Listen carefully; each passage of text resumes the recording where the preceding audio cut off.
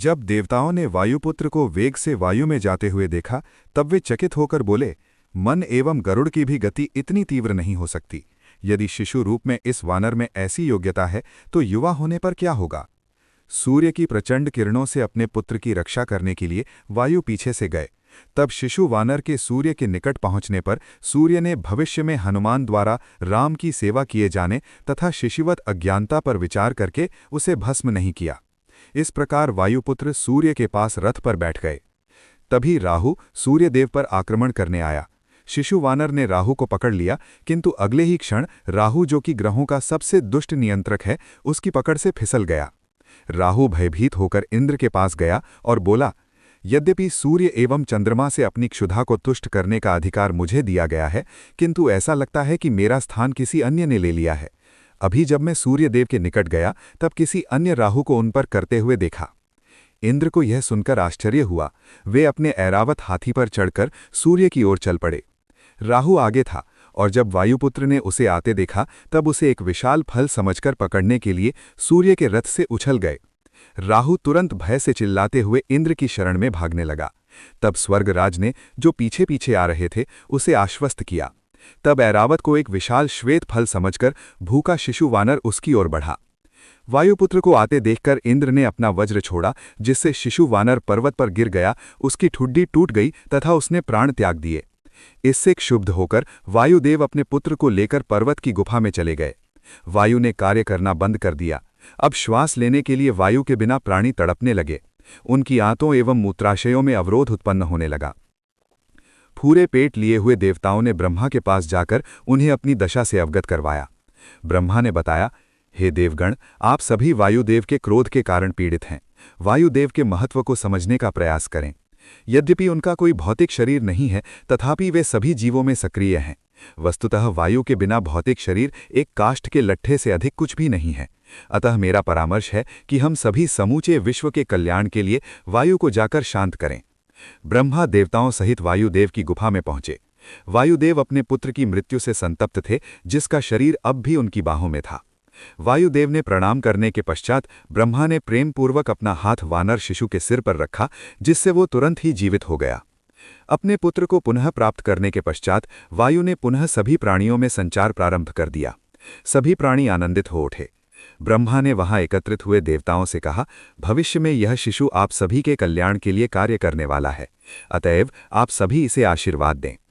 ब्रह्मा के आदेश पर इंद्र ने कमल पुष्प का अपना हार उतार करके हनुमान के गले में पहना दिया। इंद्र ने कहा, अपनी टूटी हुई ठुड्डी के कारण यह शिशु आज से हनुमान के नाम से जाना जाएगा। अब से वह मेरे वज्र के प्रभाव से मुक्त हो जाएगा, अतः उसे मेरे वज्रपात से भयभीत होने की आवश्यकता नहीं है। सूर्यदेव ने कहा, मैं अपनी प्रभा का 1% अंश हनुमान को प्रदान करता हूं। मैं उसे शास्त्रों के पूर्ण ज्ञान तथा वक्तृत्व कला का वरदान देता हूं। तब यमराज ने कहा, मेरे मृत्युदंड से उत्पन्न कोई भी रोग हनुमान को नहीं होगा। कुबेर ने कहा, हनुमान सदैव मेरी गदा से सुरक्षित रहें तथा उन्हें युद्ध में कभी थकान न हो। शिव ने कहा, मेरे द्वारा अथवा मेरे किसी भी अस्त्र द्वारा हनुमान का वध न हो। विश्वकर्मा ने कहा, मैं हनुमान को वरदान देता हूं कि मेरे द्वारा निर्मित किसी भी अस्त्र से हनुमान का वध न हो। अंत में ब्रह्मा ने कहा, मैं हनुमान को दीर्घायु, उदारता, ब्रह्मास्त्र के प्रभाव से मुक्त होने तथा ब्राह्मणों के श्राप से मुक्त होने का वरदान देता हूं। तब ब्रह्मा ने वायु से कहा, ये शिशु अपनी स्वेच्छा से अपना रूप परिवर्तित करने में समर्थ होगा तथा अजेय होगा। किसी भी स्थान की यात्रा कर पाने में समर्थ होगा। भविष्य में ये उत्तम कार्य संपादित करेगा, जिससे रावण का विनाश करने में सहायता मिलेगी। इस प्रकार ये भगवान राम का प्रिय पात्र बनेगा। देवतागण चले गए और वायु ने हनुमान को उनकी माता अंजना के संरक्षण में रखा। इतने अधिक वरदान पाकर हनुमान अधिक शक्तिशाली हो गए। वे कोई भी कार्य निर्भीक होकर करते। कभी कभी वे ऋषियों के यज्ञ कार्य में भी विघ्न उत्पन्न करते और उनकी सामग्रियों को नष्ट कर देते। हनुमान की ऐसी क्रीड़ाओं को ऋषिगण सहन करते, क्योंकि उन्हें ज्ञात था कि ब्रह्मा के वरदान के कारण वे उनके श्राप से होने वाली मृत्यु से मुक्त हैं। हनुमान के उपपिता केसरी तथा उनके पिता वायु ने उन्हें अनुशासित करने का भरपूर प्रयास किया, तथापि हनुमान अपनी सीमा का उल्लंघन करते रहे।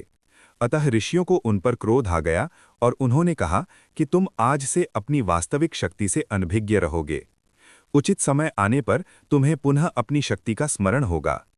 तत्पश्चात हनुमान शांत चित्त होकर वन वन घूमने लगे। उस समय वानरों के राजा ऋक्षराज की वृद्धावस्था के कारण मृत्यु हो गई। उनके ज्येष्ठ पुत्र वाली को राज सिंहासन प्राप्त हुआ और सुग्रीव उनके उत्तराधिकारी बने। बाल्यावस्था से ही हनुमान और सुग्रीव अच्छे मित्र थे, किंतु जब उन दोनों भाइयों में शत्रुता हुई तब हनुमान को अपनी वास्तविक शक्ति का ज्ञान नहीं था, अतएव उन्होंने वाली से युद्ध करने में सुग्रीव की सहायता नहीं की। अपनी महान शक्ति से अनभिज्ञ होने के कारण हनुमान को ज्ञान की वृद्धि में अधिक रुचि होने लगी। वेदों का संपूर्ण ज्ञान प्राप्त करने के लिए वे सूर्योदय स्थल से लेकर सूर्यास्त होने के स्थान तक सूर्यदेव का अनुसरण करते। हनुमान असंख्य प्रश्न करते और अंत में उन्हें बृहस्पति के समान वेदों का ज्ञान प्राप्त हो गया। इस प्रकार से अगस्त्य मुनि ने हनुमान की गौरव गाथा सुनाई। राम, लक्ष्मण तथा वानर प्रधान उसे सुनकर चकित तथा प्रसन्न हुए। जब वहां एकत्रित हुए ऋषिगण प्रस्थान करने लगे तब राम ने कहा, अब चूंकि राजा के रूप में मेरा अभिषेक किया जा चुका है, अतः मैं विश्व के कल्याण के लिए अनेक यज्ञ संपन्न करने की अभिलाषा रखता हूं। मैं चाहता हूं कि यज्ञों का संपादन आप सभी के निरीक्षण में हो। प्रसन्नतापूर्वक अपनी सहमति देकर ऋषिगण चले गए।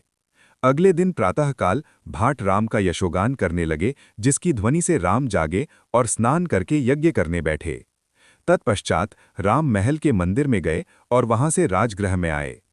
अपने राज सिंहासन पर आसीन तथा अपने मंत्रियों, सेवकों और 20 वानर प्रधानों से घिरे राम आदर्श रूप से शासन करते। राम के राज्याभिषेक उत्सव में सम्मिलित होने के लिए अयोध्या आने वाले महान राजाओं में से राजा जनक भी थे। कुछ समय बीतने पर राम उनसे जाकर बोले, हे पिताश्री, अब आपको अपने राज्य विदेह लौट जाना चाहिए, अन्यथा राज्य उपेक्षित हो जाएगा। भरत और शत्रुघ्न एक विशाल सेना के साथ वहां तक जाने में आपका साथ देंगे। जनक सहमत हो गए।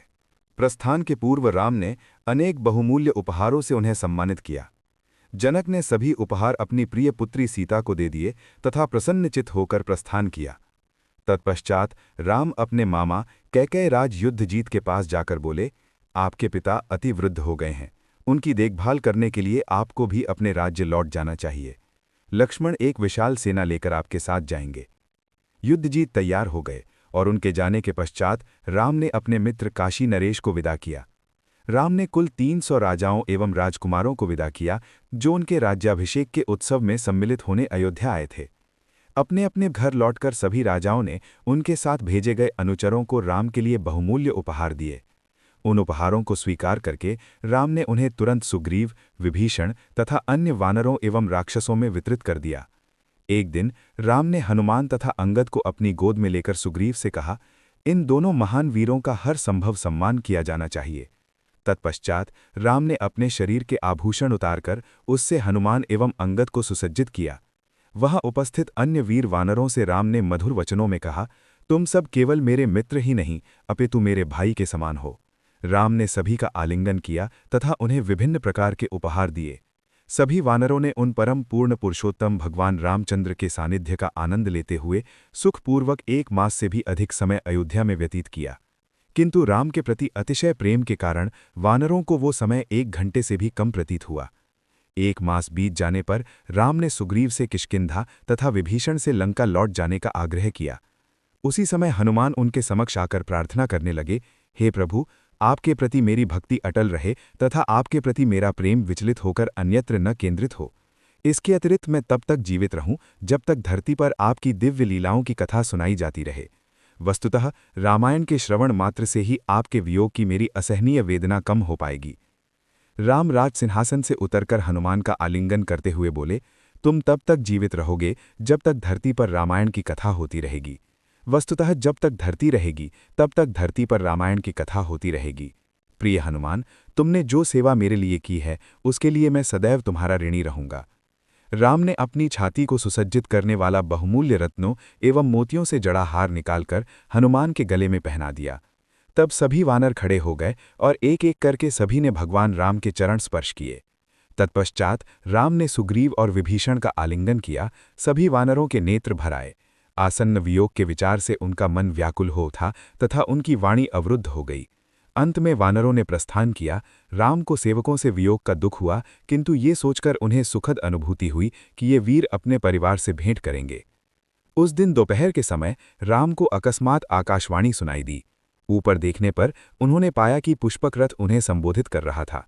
उस रथ ने राम से कहा, आपकी आज्ञानुसार मैं कुबेर के पास लौटा, किंतु धन के देवता ने मुझसे कहा, चूंकि राम ने रावण को जीत लिया है, अतः तुम यानी रथ पर अब उन्हीं का अधिकार है।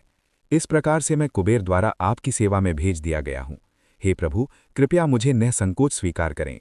राम ने पुष्प, सुगंधित धूप तथा चंदन के लेप से उस पुष्पक रथ की पूजा की तथा उसे आदेश दिया, अब से जब भी मुझे तुम्हारी सेवा की आवश्यकता होगी, मेरे आदेश पर प्रकट हो जाना। इस बीच तुम अपनी स्वेच्छा से कहीं भी जा सकते हो। ऐसा आदेश पाकर पुष्पक रथ स्वेच्छा से विचरण करने के लिए चल पड़ा। इस घटना के कुछ ही दिनों पश्चात एक दिन भरत राम के पास आए और राज्य में उनके शासन की प्रशंसा करने लगे। यद्यपि आपका राज्याभिषेक हुए 1 मास ही हुआ है, अकाल मृत्यु, व्याधियों तथा स्त्रियों की प्रसव पीड़ा का पूर्णतः लोप हो गया है। मेघ उचित समय पर वर्षा करने लगे हैं तथा सभी प्रसन्न चित्ते हैं। भरत द्वारा की गई प्रशंसा को सुनकर राम अत्यंत प्रसन्न हुए, क्योंकि वे जानते थे कि भगवत भावना भावित शासन में सभी जीव जीवन की पूर्णता को प्राप्त कर सकते हैं। शरद ऋतु बीत गई तथा वसंत ऋतु के आने पर राम अपना अधिकांश समय महल के सुंदर उद्यानों में सीता के साथ व्यतीत करते थे। दिन के समय राम राजकाज का कर्तव्य निभाते तथा संध्या होने पर विशाल अशोक वृक्ष के नीचे सीता के साथ बैठते। उन्हें घेरकर अप्सराएं गाती और पुष्पों वाले वृक्षों के इर्द गिर्द नृत्य करती। पूर्ण पुरुषोत्तम भगवान राम और भाग्य की देवी सीता नित नए सुख का आनंद लेते। एक दूसरे के सानिध्य में उनका आनंद असीम रूप से बढ़ता जाता। एक दिन राम को ज्ञात हुआ कि सीता गर्भवती हैं। उन्होंने अत्यंत आनंद प्रकट करते हुए पूछा, हे सुंदरी, क्या तुम्हारे मन में ऐसी कोई इच्छा है जो अब तक पूर्ण न हुई हो? यदि ऐसा है तो मुझे बताओ, ताकि मैं तुम्हारी प्रत्येक इच्छा को निश्चित रूप से पूर्ण करूं। सीता ने उत्तर दिया, हे प्रभु, आपके सानिध्य से मेरी सभी इच्छाएं पूर्ण हो गई हैं तथा मैं संतुष्ट हूं। तथापि चूंकि आप पूछ रहे हैं, मैं गंगा के तट पर स्थित ऋषियों के आश्रम में जाने की अभिलाषा रखती हूं, ताकि मैं वहां रहने वाले ऋषियों को प्रणाम कर सकूं। राम ने उन्हें आश्वासित किया, हे सीता, तुम्हें शीघ्र ही वन में ऋषियों के पास जाने का अवसर प्राप्त होगा। तत्पश्चात राम राजसभा में आए और अपने परामर्शदाताओं के साथ मनोरंजक वार्तालाप करने लगे। राम ने भद्र से पूछा, इन दिनों नागरिक किस प्रकार की चर्चा करते हैं? वे सीता, लक्ष्मण, भरत एवं शत्रुघ्न के विषय में क्या कहते हैं? हमारी माता कैकेयी तथा मेरे संबंध में उनके क्या विचार हैं? वस्तुतः राजा सदैव ही प्रजा की आलोचना का विषय होता है। हाथ जोड़े हुए भद्र ने उत्तर दिया, हे प्रभु, उस दशशीष रावण पर विजय पाने के लिए सभी आपकी प्रशंसा करते हैं। वे आपको सभी वीरों में महानतम समझते हैं। राम ने कहा, मुझे सत्य से अनभिज्ञ न रखो। विषय की सत्यता जानकर ही कोई अपने दोषों को कम कर सकता है तथा स्वयं के विकास का प्रयास कर सकता है। हे भद्र, भयभीत होने की आवश्यकता नहीं है। मुझे बताओ कि राज्य के नागरिक क्या बातें कर रहे हैं। ये सुनते ही भद्र राम के चरणों पर गिरकर बोला, मैं नहीं जानता कि ये भला है या बुरा, किंतु बाजारों और मार्गों पर जनसामान्य यही चर्चा कर रहे हैं। राम ने सागर पर सेतु बांधकर तथा शक्तिशाली रावण को जीतकर असाधारण वीरता का कार्य किया है। किंतु क्या राम ने कभी सोचा है कि वे राक्षस राज द्वारा हर ली गई तथा बलपूर्वक उसकी गोद में बिठाई गई स्त्री को घर लेकर आए हैं? लगभग 1 वर्ष तक रावण के साथ रहने वाली स्त्री के साथ आनंद लेते हुए राम को क्या घृणा की अनुभूति नहीं होती? हे प्रभु, इस प्रकार की चर्चा प्रजा आपके विषय में कर रही है। ये सुनकर क्षुब्ध एवं हताश राम ने अन्य मंत्रियों से इस कथन की प्रामाणिकता के विषय में जिज्ञासा की। सभी ने इस कथन को सत्य प्रमाणित किया। राम सीता की पवित्रता तथा निर्दोषता से पूर्ण रूपेण अवगत थे, किंतु प्रजा को ऐसी बातें कहते हुए सुनकर होने वाली ग्लानि को वे सहन न कर सके। राम ने अपनी संशयातीत पत्नी का परित्याग करने का निर्णय कर लिया। फिर लक्ष्मण को बुलवाया। राम उत्तेजित होकर अपने भाई से बोले, लक्ष्मण, जरा ध्यान से सुनो, क्योंकि जो कुछ मैं कहने जा रहा हूं वो अत्यंत पीड़ादायक है। मुझे अभी ज्ञात हुआ है कि अयोध्या में कुछ व्यक्ति मेरे द्वारा सीता को लंका से वापस लाए जाने की निंदा कर रहे हैं। देखो, मैं कितना दुखी हूं। मैं इक्ष्वाकु राजवंश में उत्पन्न हूं। अपमान का कलंक मेरे लिए मृत्यु के विचार से भी अधिक दुखदायी है। रावण का वध करने के पश्चात भी मैंने सोचा कि मैं सीता को अयोध्या वापस कैसे ले जा सकता हूं। इन शंकाओं के उन्मूलन के लिए ही देवताओं और ऋषियों की उपस्थिति में विदेह की राजकुमारी ने अग्नि परीक्षा दी थी। वायु और अग्निदेव ने प्रमाणित किया कि सीता पवित्र है, और हृदय से मैं भी जानता था कि सीता पवित्र है, अतएव मैंने उसे स्वीकार किया।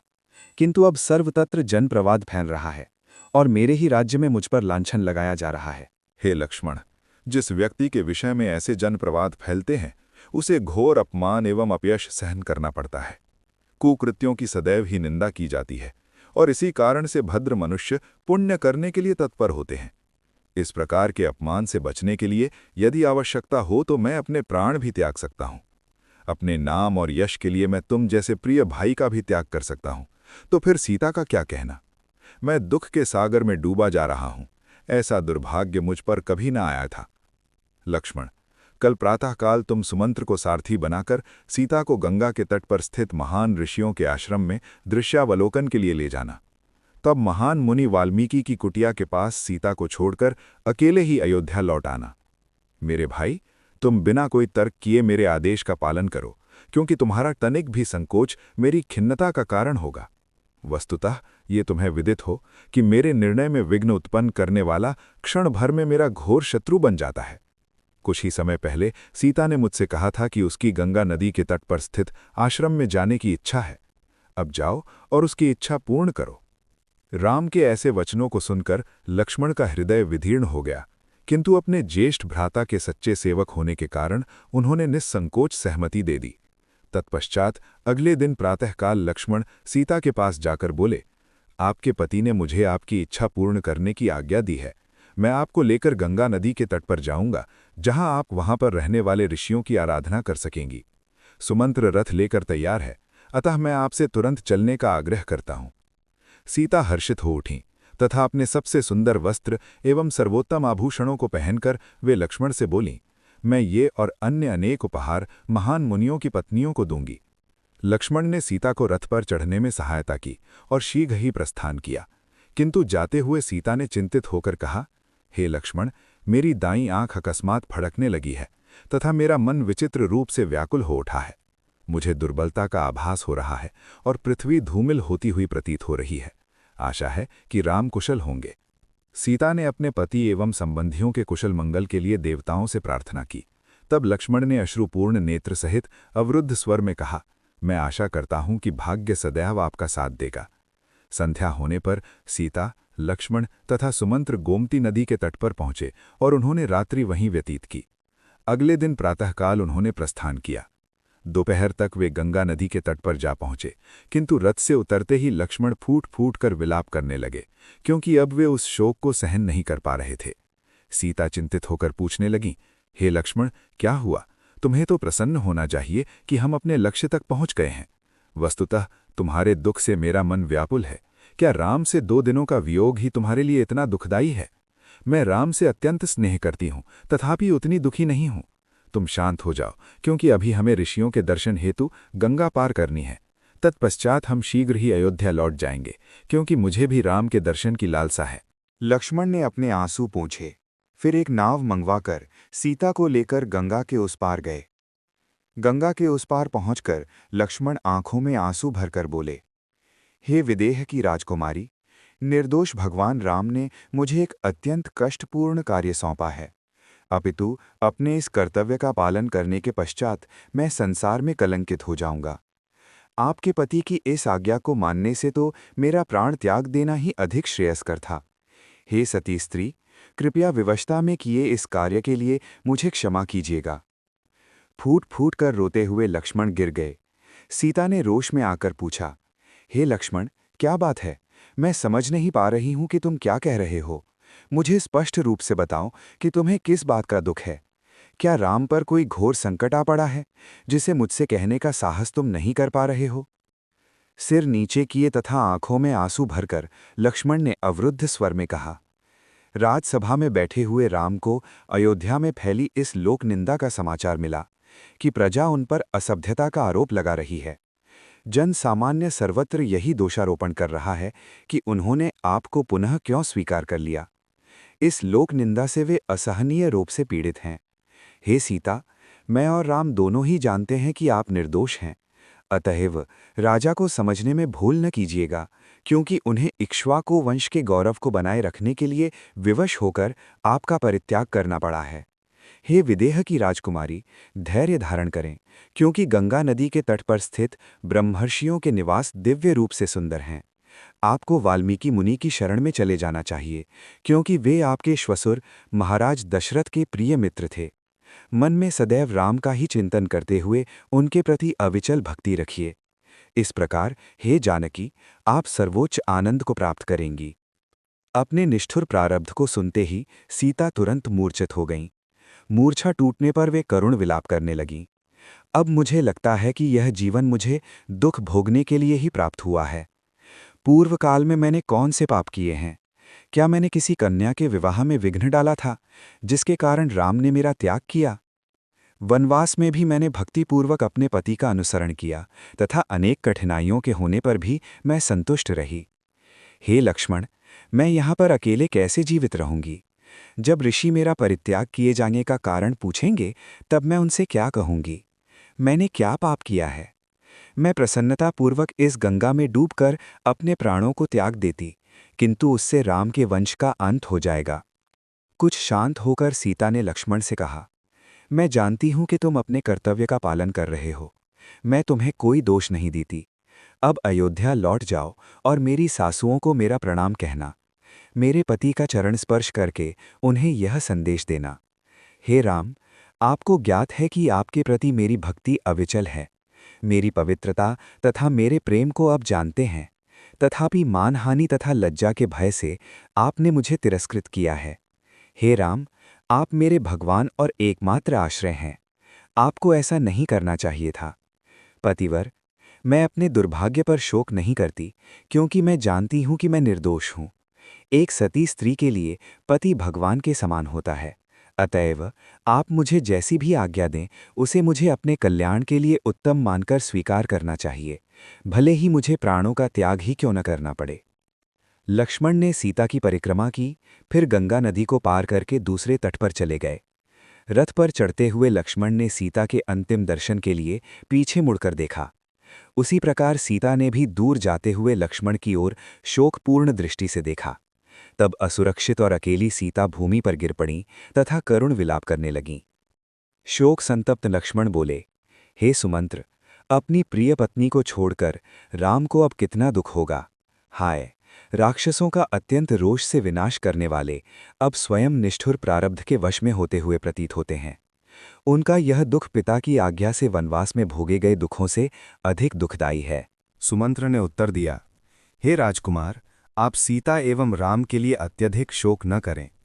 बहुत पहले आपके पिता को ये बताया गया था कि एक दिन राम को अपनी पत्नी का त्याग करना पड़ेगा और शेष जीवन वियोग के दुख में बिताना होगा। हे लक्ष्मण, मैंने आपके पिता से इस बात को गुप्त रखने का वचन दिया था, किंतु चूंकि आपने राम के दुर्भाग्य के विषय में जानना चाहा है, अतएव मैं आपको सब कुछ बताऊंगा। मुझे निश्चय ही राजा की आज्ञा माननी चाहिए, किंतु ऐसा प्रतीत होता है कि वस्तुतः भाग्य ही सर्वश्रेष्ठ है, क्योंकि मैं बताने के लिए उत्सुक हूं, किंतु भरत एवं शत्रुघ्न से ये सब न कहिएगा। लक्ष्मण ने उत्सुकतापूर्वक कहा, हे सुमंत्र, कृपया सब कुछ बताइए। सुमंत्र ने कहा, हे राजकुमार, एक बार दुर्वासा ऋषि चतुर्मास के तप को करने के लिए वर्षा ऋतु में 4 मास के लिए वशिष्ठ मुनि के आश्रम में रहने आए। एक दिन जब महाराज दशरथ वशिष्ठ मुनि से मिलने आए, तब उन्होंने पास में दुर्वासा ऋषि को बैठे हुए देखा। अतः उन्होंने आदरपूर्वक दोनों मुनियों को प्रणाम किया। दोनों ऋषियों ने भी महाराज दशरथ का स्वागत किया और उन्हें अपने साथ आकर बैठने को आमंत्रित किया। चर्चा करते हुए राजा ने अपने पुत्रों सहित अपने दीर्घायु होने के विषय में पूछा। दुर्वासा मुनि ने उन्हें बताया, हे राजन, बहुत पहले जब देवताओं के साथ युद्ध करते हुए दैत्य संकट में पड़ गए, तब वे भृगु मुनि की पत्नी की शरण में गए, क्योंकि उन्होंने पहले से ही दैत्यों को सुरक्षा का आश्वासन दे रखा था। ये ज्ञात होने पर भगवान विष्णु क्रोधित हो उठे और उन्होंने अपने सुदर्शन चक्र का उपयोग करके उस तपस्विनी स्त्री का सिर काट दिया। बदले में भृगु मुनि ने क्रोध में आकर भगवान विष्णु को शाप दिया, ये कि उन्हें मानव रूप में पृथ्वी पर जन्म लेना पड़ेगा तथा अपनी पत्नी से वियोग की व्यथा का दुख सहना पड़ेगा। किंतु इस प्रकार से अपना रोष व्यक्त करने के पश्चात भृगुमुनि दुखी हो गए। पश्चाताप करते हुए वे भगवान विष्णु की आराधना करने लगे।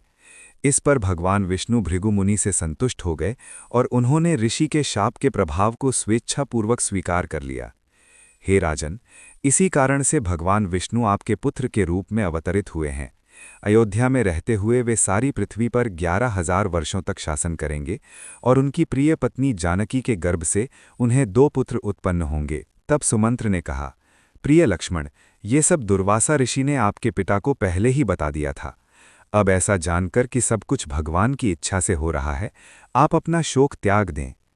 सुमंत्र के वचनों को सुनकर लक्ष्मण को शांति प्राप्त हुई और उन्होंने मुख्यमंत्री के प्रति अपनी कृतज्ञता व्यक्त की। लक्ष्मण एवं सुमंत्र ने रात्रि नदी के तट पर व्यतीत करने के पश्चात अगले दिन पुनः प्रस्थान किया। सीता को रोते हुए देखकर वाल्मीकि के कुछ शिष्य अपने गुरु की ओर दौड़ते हुए गए और कहा, हे गुरुदेव, तुरंत आइए। स्वयं भाग्य की लक्ष्मी के सदृश एक स्त्री वन में अकेले बैठकर विलाप कर रही है। वाल्मीकि अपनी दिव्य शक्ति से सब कुछ जान गए। वे शीघ्र उस स्थान पर गए जहां संतप्त सीता बैठी थीं। ऋषि ने विनम्रतापूर्वक उनके पास जाकर कहा, हे भगवान राम की पतिव्रता पत्नी जनकसुता, अपने तप के बल से तीनों लोकों में घटित होने वाली घटनाओं का ज्ञान मुझे प्राप्त हो जाता है। अतः मैं आपकी दशा से अवगत हूँ, भयभीत न हूँ। मेरे आश्रम के निकट तपस्विनी स्त्रियां हैं जो आपकी देखभाल अपनी पुत्री के समान करेंगी। मेरे साथ आइए और आज से इसे अपना नया घर समझिए। वाल्मीकि सीता को लेकर आए और उन्हें तपस्विनियों के संरक्षण में रख दिया। इस बीच लक्ष्मण अयोध्या पहुंचे। ये विचार करते हुए कि वे जाकर क्या कहेंगे, उन्होंने राजमहल में प्रवेश किया। लक्ष्मण ने देखा कि राम गहन विचार में डूबे आंसू बहा रहे हैं। अपने ज्येष्ठ भ्राता की दयनीय दशा को देखकर लक्ष्मण के नेत्र भी भर आए। भगवान राम को प्रणाम करके शोक संतप्त स्वर में अपने भाई को संबोधित करते हुए लक्ष्मण ने कहा, मेरे प्रिय भ्राताश्री, आपकी आज्ञानुसार मैं सीता को गंगा नदी के तट पर वाल्मीकि ऋषि के आश्रम के निकट छोड़कर आ गया हूँ। हे राम, शोक करना व्यर्थ है। वस्तुतः ये विश्व संयोग और वियोग का समन्वय है। एक न एक दिन पत्नी एवं स्वयं के जीवन का साथ छूटना अवश्यंभावी है। अतएव बुद्धिमान व्यक्ति सदैव अनासक्त होकर जीवन व्यतीत करते हैं। भ्राताश्री, आपका असीम पराक्रम तीनों लोकों को नियंत्रित करता है, फिर इस उदासीनता को आप नियंत्रित क्यों नहीं करते? अपनी दुर्बलता का त्याग कीजिए, अन्यथा मिथ्यावाद और फैलेगा। प्रजा क्या सोचेगी? लक्ष्मण के वचनों को सुनकर राम का शोक कुछ कम हुआ। राम ने कहा, हे लक्ष्मण, 4 दिनों से मैंने अपने राजकाज के कार्य की उपेक्षा की है। कृपया सभी राजमंत्रियों, पुरोहितों तथा तुम्हारे साथ कार्य व्यवहार करने वाले सामान्य जन को बुलवाओ। जो राजा अपनी राज्य व्यवस्था का ध्यान नियमित रूप से नहीं रखता, वह निश्चित ही नरक का भागी होता है। तुम्हें राजा नृग की कथा ज्ञात होगी। एक बार उन्होंने ब्राह्मणों को लाखों गौएं दान में दी, किंतु उनमें से एक गाय किसी अन्य ब्राह्मण की थी। जब ब्राह्मणों को इस भेद का पता चला, तब उन्होंने राजा को छिपकली बन जाने का शाप दिया।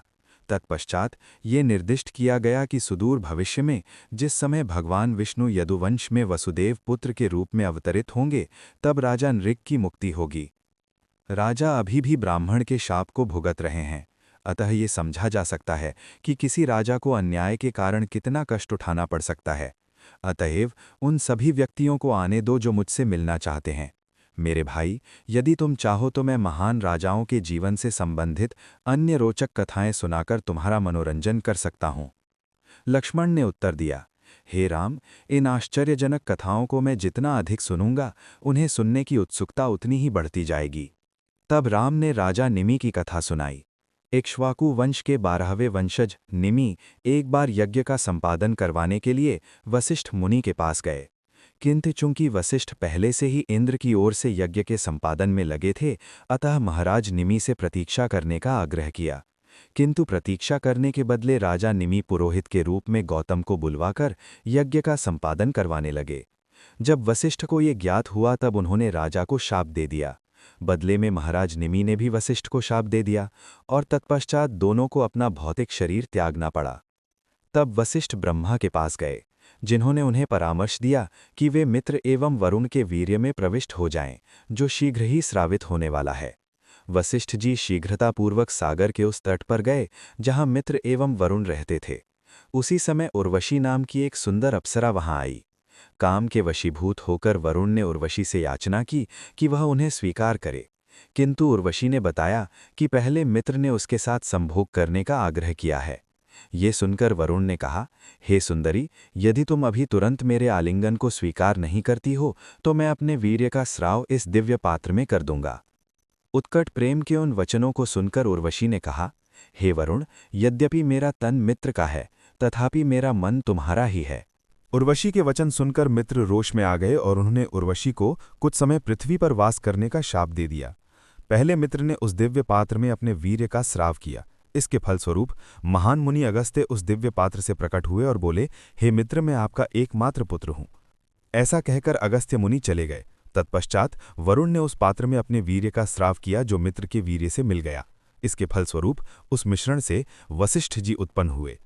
इस बीच महाराज निमि की मृत्यु के पश्चात उनके मृत शरीर को तेल में सुरक्षित रखकर पुरोहितों ने यज्ञ करना जारी रखा।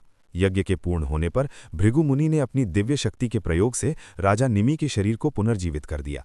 देवतागण इससे प्रसन्न हो उठे और जब उन्होंने वरदान मांगने को कहा तब महाराज निमि ने आग्रह किया, हे देवतागण, सभी प्राणियों के नेत्रों में सदैव मेरा वास हो।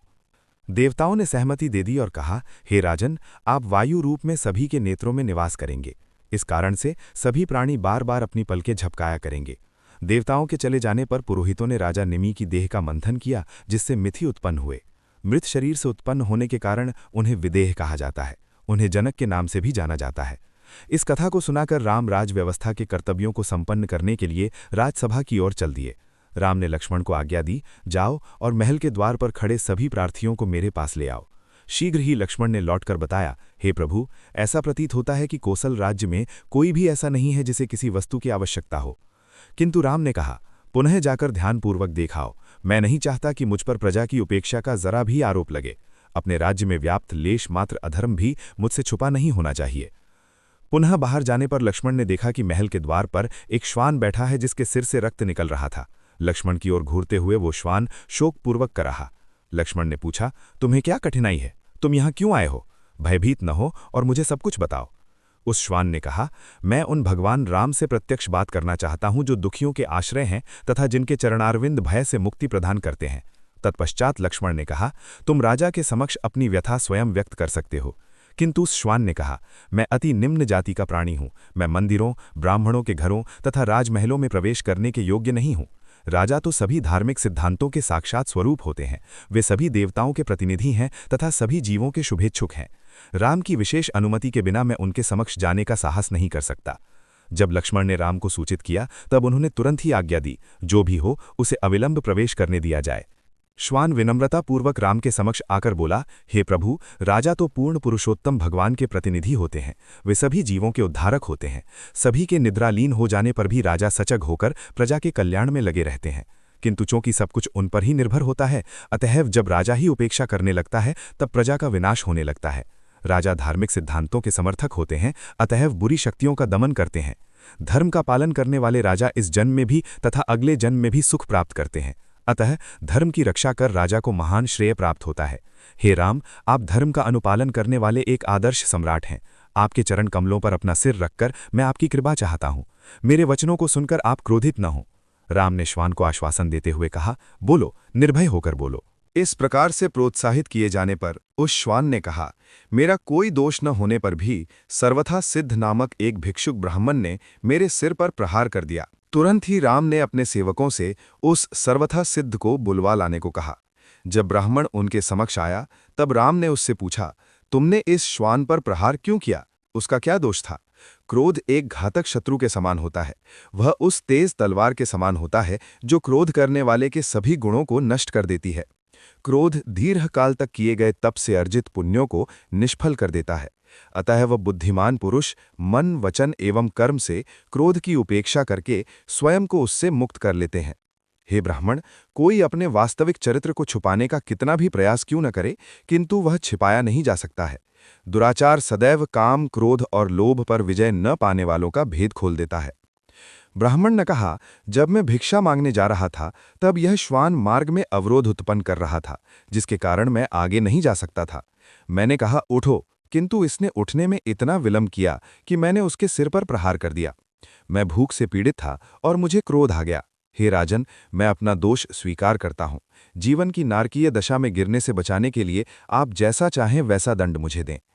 राम ने अपने मंत्रियों से पूछा, इसे किस प्रकार का दंड देना चाहिए? न्याय अवश्य होना चाहिए, क्योंकि अपराधी को उचित दंड देने की व्यवस्था ही जन सामान्य की शासन प्रणाली पर विश्वास उत्पन्न करने का श्रेष्ठ तरीका है। भृगु, वशिष्ठ, कश्यप तथा अन्य धर्मज्ञों ने कहा, एक ब्राह्मण को कभी भी दंडित नहीं किया जाना चाहिए। धार्मिक सिद्धांतों में निपुण व्यक्ति इस विचार से सर्वसम्मत थे। तथापि हे राम, आपका न्याय अंतिम होगा, क्योंकि आप संपूर्ण ब्रह्मांड के स्वामी हैं। आप स्वयं भगवान विष्णु हैं, अतएव आपके द्वारा कहा गया वचन सनातन धर्म है। श्वान ने हस्तक्षेप किया, हे राजन, आपने पूछा मैं आपके लिए क्या कर सकता हूं? यदि आप वास्तव में मुझे प्रसन्न देखना चाहते हैं तो कृपया इस ब्राह्मण को कालिंजर मठ का प्रधान नियुक्त कीजिए। राम ने श्वान के आग्रह को स्वीकार किया और इस प्रकार से सर्वथा सिद्ध ब्राह्मण को एक भव्य रूप से सुसज्जित हाथी पर बैठाकर आध्यात्मिक आचार्य के रूप में सम्मानित किया। किंतु मंत्रीगण खिन्न होकर विरोध करने लगे। हे राजन, इसे दंड नहीं समझा जा सकता। इस ब्राह्मण को लज्जाजनक दशा में लाने के बदले आपने इसे श्रेष्ठ पद प्रदान कर दिया है। राम ने कहा, तुम सब कर्म की विषमता को नहीं समझते हो, किंतु इस श्वान को इसका बोध है। राम द्वारा प्रोत्साहित किए जाने पर उस श्वान ने कहा, अपने पूर्व जन्म में मैं कालिंजर मठ का प्रधान था। मैंने देवताओं एवं ब्राह्मणों की यथाशक्ति सेवा की। मैंने पवित्र कर्तव्यों का पालन ध्यानपूर्वक किया एवं सेवक सेविकाओं की उचित रीति से देखभाल की। अपने सारे कर्तव्यों को उचित रूप से संपन्न करने के प्रयास के पश्चात भी किसी अज्ञात दोष के कारण मुझे अगला जन्म श्वान का प्राप्त हुआ। अब उस ब्राह्मण के विषय में विचार करें जो क्रोध को नियंत्रित नहीं कर सकता है। उसमें निश्चित रूप से एक आध्यात्मिक आचार्य होने की योग्यता नहीं है। इस पद को स्वीकार करने की दृष्टता के कारण अब वह अपने कुल की 7 पीढ़ियों का पतन करेगा। जो व्यक्ति अपने क्रोध पर नियंत्रण नहीं रख सकता, उसे किस प्रकार ब्राह्मणों, गायों एवं श्री विग्रह की सेवा हेतु नियुक्त किया जा सकता है? ब्राह्मणों, देवताओं, स्त्रियों एवं शिशुओं के आधिपत्य की वस्तुएं चोरी करने वाला व्यक्ति नाश होता है। उसी प्रकार दान की गई वस्तु को वापस लेने वाले की भी यही दशा होती है। वस्तुतः देवताओं एवं ब्राह्मणों से चोरी करने के विचार मात्र से मनुष्य नारकीय दशा में भेज दिया जाता है। ऐसा कहकर वह श्वान अकस्मात वहां से लुप्त हो गया। राम तथा अन्य व्यक्ति आश्चर्यचकित थे। तथापि पूर्व काल में अति उच्च कुल में उत्पन्न होने पर भी उस जीव को श्वान का शरीर प्रहरण करना पड़ा। अयोध्या की राजसभा में आने के पश्चात उस श्वान ने भोजन, जल आदि छोड़कर अपने प्राण त्याग दिए, इस आशा में कि उसका अगला जन्म उच्च योनि में हो। एक दिन जब राम राज सिंहासन पर बैठे थे, तब सुमंत्र ने उन्हें बताया कि च्यवन ऋषि के साथ कुछ अन्य ऋषि आए हैं जो उनसे भेंट करना चाहते हैं। फलों तथा पवित्र स्थलों से एकत्रित जल लिए ऋषिगण भीतर आए। उनका अभिनंदन करने के पश्चात राम ने उनके आने का कारण पूछा और उन्हें आश्वासन दिया कि वे उनकी आज्ञा का पालन करने के लिए तैयार हैं। च्यवन मुनि ने उत्तर दिया, मेरे प्रिय प्रभु राम, सत्ययुग में लोल का पुत्र मधु नामक दैत्य महान पुण्यात्मा था। मधु से प्रसन्न होकर शिव ने उसे एक अजेय बर्छी दी थी। तब मधु ने उनसे निवेदन किया था कि उसकी सभी संतानों को वो बर्छी प्राप्त हो, किंतु रुद्र ने समझाया कि ऐसा संभव नहीं है। परंतु शिव ने कहा कि ये बर्छी मधु के पुत्र को हस्तांतरित की जा सकती है। इस प्रकार अपनी मृत्यु के समय उस दैत्य ने वो बर्छी अपने पुत्र लवणासुर को सौंप दी। हे राम, मधु का ये पुत्र अब मधुवन में रहता है। चूंकि अब वो अत्यंत बलवान हो गया है, अतः वो ऋषियों को प्रताड़ित कर रहा है। मेरे प्रभु, आप रावण एवं उसके अनुयायियों का संहार कर चुके हैं। हम सब आपसे याचना करते हैं कि आप हमें इस लवणासुर के चंगुल से बचाएं। राम ने कहा, हे ऋषिगण, आप सब चिंता न करें, मैं अवश्य ही इस राक्षस का वध करूंगा। अपने भाइयों की ओर देखकर राम ने पूछा, मैं स्वयं इस राक्षस का वध करूं अथवा भरत एवं शत्रुघ्न में से किसी को ये कार्य सौंप दूं? भरत ने उस दैत्य का वध करने की इच्छा प्रकट की, किंतु शत्रुघ्न विनती करने लगे, हे राम, आपके वनवास के समय भरत को बहुत कष्ट उठाना पड़ा था, अतः कृपया आप लवणासुर के वध की आज्ञा मुझे ही दीजिए। राम ने कहा, हे शत्रुघ्न, ऐसा ही होगा। वस्तुतः मैं शीघ्र मधुवन के राजा के रूप में तुम्हारा राज्याभिषेक करूंगा। ये सुनते ही शत्रुघ्न लज्जित हो गए और विरोध करते हुए बोले, हे भगवान, ज्येष्ठ भ्राता के रहते अनुज का राज्याभिषेक करना उचित नहीं है, किंतु आपके वचन व्यर्थ नहीं जा सकते, अतः मुझे आपकी आज्ञा का पालन करना होगा। अब मुझे आभास हो रहा है कि भरत के आग्रह का मेरे द्वारा विरोध किया जाना अनुचित था। एक छोटे भाई के द्वारा अपने अग्रज की इच्छा का विरोध करना अन्याय है। संभवतः अपने दुर्भाग्य के कारण ही मैं ऐसा करने को विवश हुआ हूं। शत्रुघ्न के ये वचन सुनकर राम प्रसन्न हुए। उन्होंने लक्ष्मण एवं भरत को तुरंत शत्रुघ्न के राज्याभिषेक के लिए व्यवस्था करने की आज्ञा दी। तत्पश्चात जब मधुवन के राजा के रूप में शत्रुघ्न का राज्याभिषेक हुआ, तब वे देदीप्यमान सूर्य की भांति प्रतीत हो रहे थे। च्यवन ऋषि के नेतृत्व में आए ऋषिगण उस दृश्य को देखकर अत्यंत संतुष्ट हुए। तब राम ने कहा, हे शत्रुघ्न, जब लवणासुर भोजन लेने बाहर जाता है तब वो अपनी बर्छी घर के भीतर ही रख कर जाता है। युद्ध की ललकार पर ही वो अपने अजेय अस्त्र को उठाता है, अतः उसका सामना तुम तभी करना जब वो बाहर गया हो। उसके घर के द्वार को अवरुद्ध कर देना ताकि वो भीतर प्रवेश न कर पाए। अपने साथ 4000 अश्वसैनिक, 2000 रथ सैनिक और 1000 पैदल सैनिक लेकर जाओ। विनिमय वस्तुओं सहित व्यापारियों एवं अभिनेताओं तथा नर्तकों को भी साथ ले जाओ। सैनिकों का वेतन चुकाने के लिए 10 लाख स्वर्ण मुद्राएं ले लो। इस प्रकार जाना कि शत्रु को तुम्हारे प्रयोजन का ज्ञान न हो सके, क्योंकि असावधान एवं अस्त्रहीन शत्रु पर आक्रमण करके ही तुम विजय प्राप्त कर सकोगे। शत्रुघ्न ने पहले अपनी सेना को भेज दिया, फिर 1 मास के पश्चात वे स्वयं चले। मार्ग में 2 रात्रियों के पश्चात तीसरे दिन शत्रुघ्न वाल्मीकि के आश्रम में पहुंचे। शत्रुघ्न ने वाल्मीकि को बताया कि भगवान राम की आज्ञा से वे विशेष कार्य के लिए भेजे गए हैं। ऋषि ने उनका सत्कार किया। उस रात्रि जब शत्रुघ्न वाल्मीकि के आश्रम में थे, सीता ने अर्धरात्रि को जुड़वा बालकों को जन्म दिया। वाल्मीकि ने अपने शिष्यों से यह संदेश पाते ही भूतों एवं राक्षसों से शिशुओं की रक्षा करने के लिए कुश घास लेकर जन्म के समय की रीति पूर्ण की। तब वाल्मीकि ने कुछ ज्येष्ठों को आदेश दिया कि वे प्रथम उत्पन्न शिशु को कुश घास के अग्रभाग से पोछें तथा कनिष्ठ शिशु को कुश घास के अंतिम भाग से। इस प्रकार से ज्येष्ठ शिशु का नाम कुश तथा कनिष्ठ बालक का नाम लव अंतिम भाग रखा गया। शत्रुघ्न राम एवं सीता के जुड़वा बालकों के उत्पन्न होने की सूचना पाकर अत्यंत प्रसन्न हुए।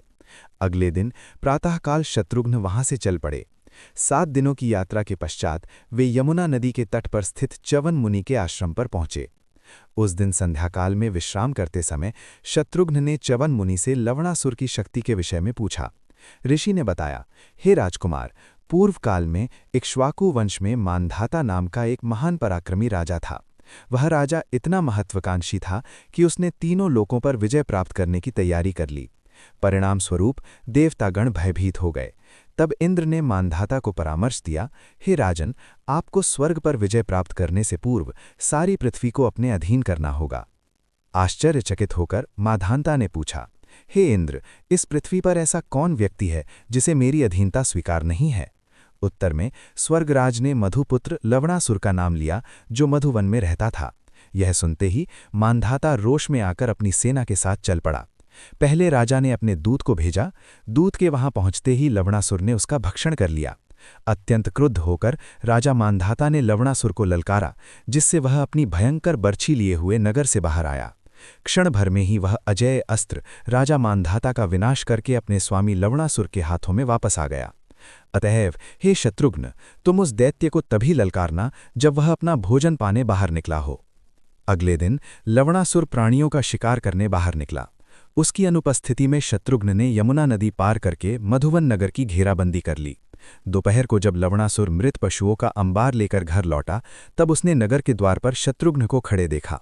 लवणासुर उपहास करते हुए बोला, अरे मूर्ख, तुम्हारे दुस्साहस करने पर भी ये तुम्हारे सभी अस्त्र व्यर्थ हो जाएंगे। वस्तुतः मेरा सौभाग्य है कि तुम मेरे भोजन करने के समय पर आए हो। शत्रुघ्न ने ललकारते हुए कहा, मैं भगवान राम एवं भरत का अनुज हूं और मेरा नाम शत्रुघ्न है। तुम्हारा वध करके मैं तुम्हें तुम्हारे कुकृत्यों के लिए पुरस्कार देने आया हूं। लवणासुर ने पुनः उपहास करते हुए कहा, यद्यपि राम ने मेरी मौसी शूर्पणखा के भाई रावण का वध किया है, किंतु मैंने उपेक्षा करके उसे क्षमा कर दिया, क्योंकि मैं उसे अपने योग्य नहीं समझता हूं। दोनों योद्धाओं के मध्य भयंकर युद्ध होने लगा।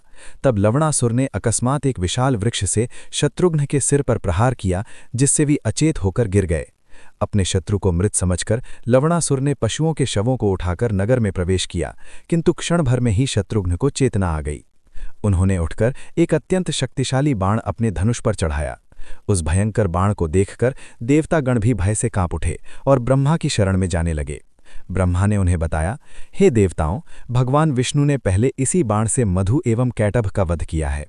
इस समय इस बाण की उपयोग किए जाने के विचार से राम ने इसे शत्रुघ्न को दिया है। आप सभी जाकर अपनी आंखों से उस भयानक असुर का वध होते हुए देखें। तत्पश्चात शत्रुघ्न ने उस आश्चर्यजनक बाण को छोड़ा, जिसने वायु में तीव्र गति से जाते हुए लवणासुर के हृदय को बेध दिया। लवणासुर के प्राण पखेरु उड़ गए। विजयी शत्रुघ्न सूर्य की भांति देदीप्यमान प्रतीत हो रहे थे।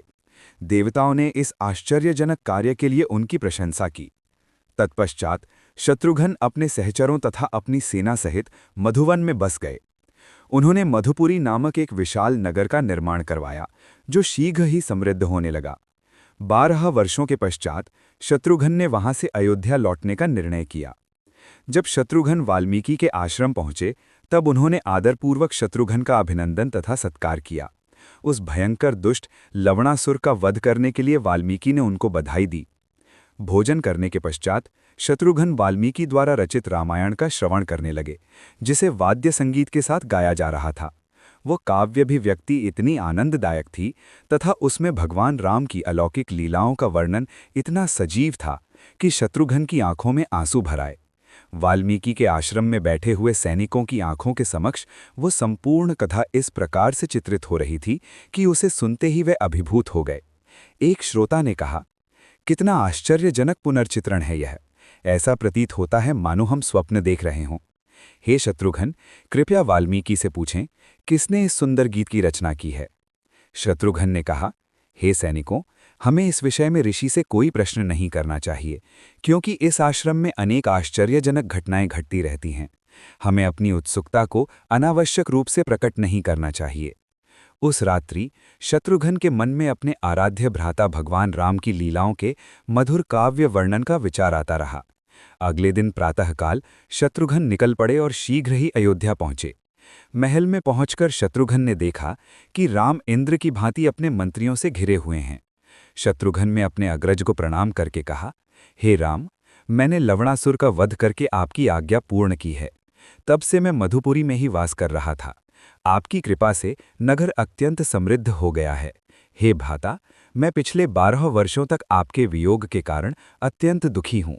अतएव मैं आपसे याचना करता हूं कि अब मुझे अयोध्या में ही रहने दें और उससे बाहर ना भेजें। राम ने भावुक होकर शत्रुघ्न का आलिंगन किया तथा कहा, मेरे भाई, तुम्हें ऐसा नहीं कहना चाहिए। वीर क्षत्रिय को दूरस्थ राज्य में रहने में असुविधा की अनुभूति नहीं करनी चाहिए तथा अपना दुख व्यक्त नहीं करना चाहिए। धार्मिक सिद्धांतों के अनुसार अपनी प्रजा पर शासन करना राजा का कर्तव्य है। तुम्हें मधुपुरी लौटना होगा। तुम मुझसे मिलने बार बार अयोध्या आ सकते हो। हे शत्रुघ्न, तुम मुझे प्राणों से भी अधिक प्रिय हो, अतएव 7 दिन के लिए तुम यहाँ रुक जाओ। शत्रुघ्न ने दुखी हृदय से स्वीकृति दे दी तथा 7 दिन तक अयोध्या में रहने के पश्चात अपने राज्य को लौट गए। एक बार एक ज्येष्ठ ग्रामीण ब्राह्मण अपने शिशु का मृत शरीर लेकर राम के महल के द्वार पर आया। शोक से बेसुध वो वृद्ध ब्राह्मण विलाप करने लगा, हे पुत्र, मेरे प्रिय पुत्र, मैंने अपने पूर्व जन्म में ऐसा कौन सा पाप किया है जिसके कारण तुम्हारी मृत्यु हो गई है। ये 14 वर्ष से भी कम उम्र का मेरा एकमात्र पुत्र था। अब मैं और इसकी माता भी शोक से प्राण त्याग देंगी। मैंने क्या अपराध किया है? मैंने न ही कभी झूठ बोला और न ही किसी मनुष्य अथवा प्राणी को क्षति पहुंचाई है। इससे पूर्व आपके राज्य में कभी भी किसी पुत्र की मृत्यु उसके माता पिता के सम्मुख नहीं हुई है। अतः ये मृत्यु राम के ही किसी अपराध के कारण हुई होगी। ये सबको ज्ञात है कि जब राजा अपने कर्तव्यों की उपेक्षा करते हैं तभी इस प्रकार की अनियमित घटनाएं घटती हैं। हे राम, आप मेरे इस निर्दोष पुत्र के प्राण लौटा दें, अन्यथा मैं और मेरी पत्नी दोनों आपके द्वार पर ही अपने प्राण त्याग देंगे। इस प्रकार से आपको ब्राह्मणों के वध का पाप लगेगा। हे राजन, आप एक श्वाकु वंश के महान शासक होने का दावा करते हैं।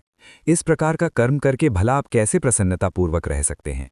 राम ने तुरंत ही अपने परामर्शदाताओं मार्कंडेय, मौद्गल्य, कश्यप, कात्यायन, जाबाली, गौतम तथा नारद को बुलवाया। उन ऋषियों का यथोचित आदर सत्कार करने के पश्चात राम ने उस ज्येष्ठ ब्राह्मण द्वारा अपने ऊपर दोषारोपण की बात उन ऋषियों को बताई। राजा की व्याकुलता को दूर करने के लिए नारद ने कहा, हे राजन, मैं आपको इस बालक की मृत्यु के कारण का रहस्य उद्घाटित करूंगा, तब आप जैसा उचित समझें वैसा कर सकते हैं। सत्ययुग में प्रत्येक व्यक्ति आध्यात्मिक गुणों से संपन्न था तथा तप के द्वारा वह भौतिक बंधन से मुक्ति प्राप्त करता था। उस स्वर्ण युग में विवेक का सिद्धांत था तथा अकाल मृत्यु का लोप था। तत्पश्चात त्रेता युग के आरंभ में समाज में 4 वर्ग बनाए गए। क्षत्रियों की योग्यता व्यावहारिक रूप से ब्राह्मणों के समकक्ष थी तथा दोनों वर्ण के व्यक्तियों को तप करने की अनुमति थी। आने वाले द्वापर युग में अधर्म की वृद्धि होगी तथा इस प्रकार से अनेक अनियमितताएं आएंगी।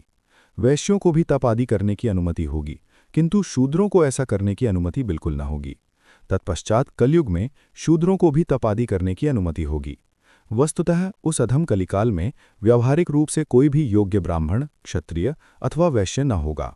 हे राम, वर्तमान त्रेता युग में शूद्र द्वारा तप का किया जाना एक गंभीर अपराध है, किंतु आपके राज्य में एक शूद्र है जो कठिन तप कर रहा है।